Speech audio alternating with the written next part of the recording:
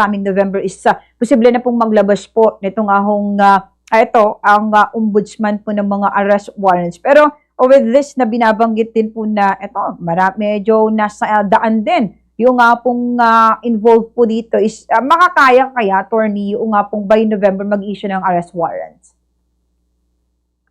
Hindi siguro lahat, Ange, no? Kailangan din natin maintindihan din naman na talagang yung corruption na pinag-uusapan natin dito, yung corruption scheme, Yes.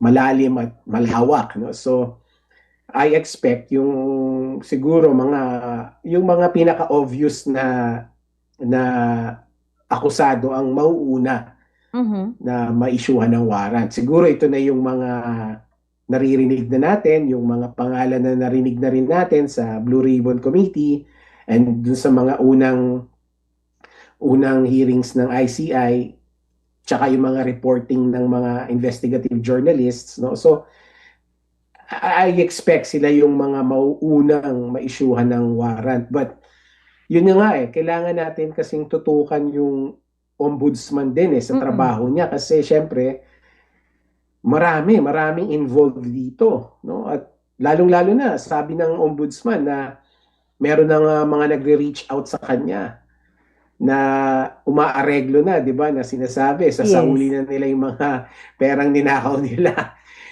for yung tinatawag na plea bargaining, no? So that is why ang kailangan yung full attention natin ay nakatutok sa ombudsman kasi dito talaga nangyayari yung gusto natin So, ewan ko lang, no? Dapat siguro wag na tayo magpa-distract dito sa ICI.